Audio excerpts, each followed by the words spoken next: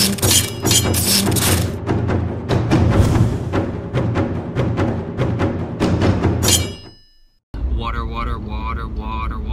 Alright guys, welcome to another episode by NinjaGaijin. Alright, so today what I want to do is I want to talk about jet lag.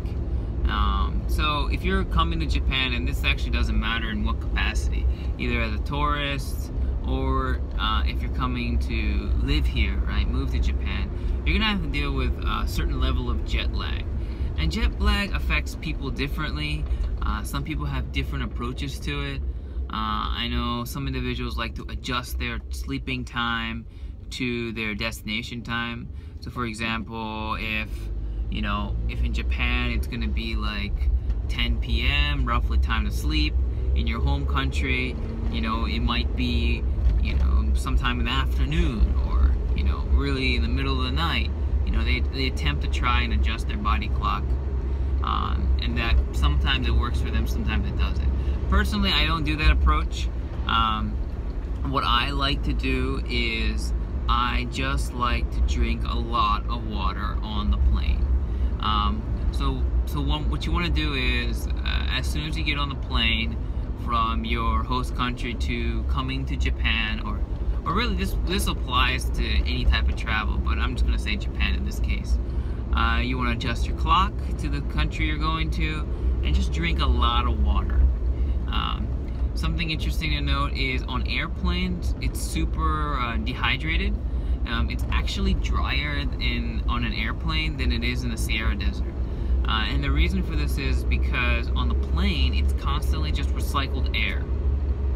So the humidity is really low.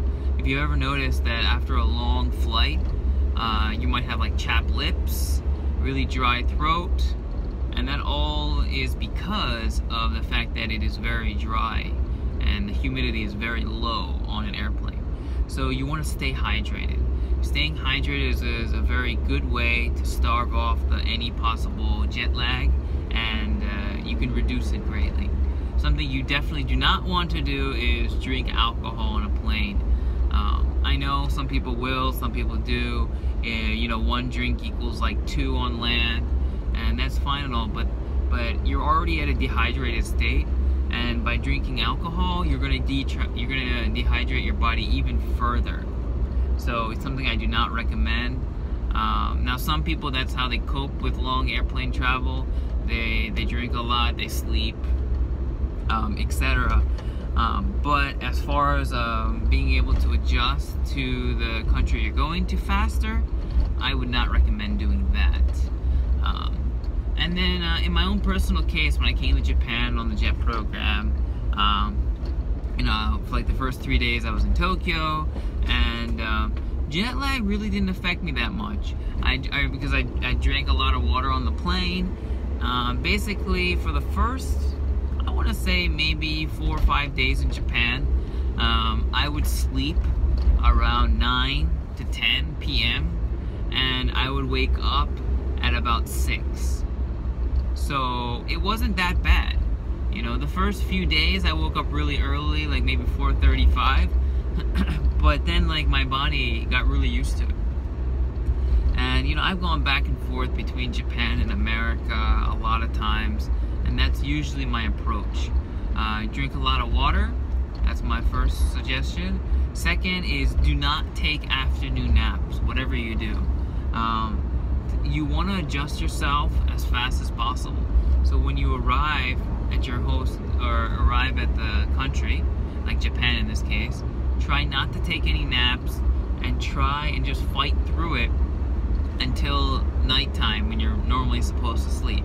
And one way is to keep your body awake so you don't feel sleepy is just go outside. Natural sunlight will keep you awake. At night when the sun goes down, basically your body produces melatonin, which makes you sleepy. So going out, bathing in the sunlight, drinking lots of water, great ways to stay awake and stay alert until you have to sleep at night, right? Also, I would highly suggest staying away from caffeine. The problem with caffeine is it'll give you the kick in the short run, but then it'll kick you really hard afterward. So I would definitely not do that. Some healthier ways to stay awake and stay alert is eating fruits, specifically an apple. An apple has really, really good effects to keep an individual awake, and it's more effective than coffee, I would say. So eat an apple and drink a lot of water, and just go outside and bathe in that sunlight. I think today's actually cloudy, but yeah, bathe in the sunlight.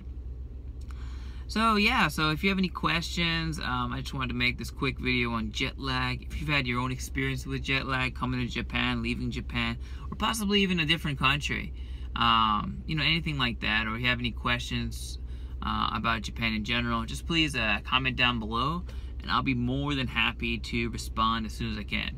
Alright guys, thanks again for watching. Have a good one. Bye.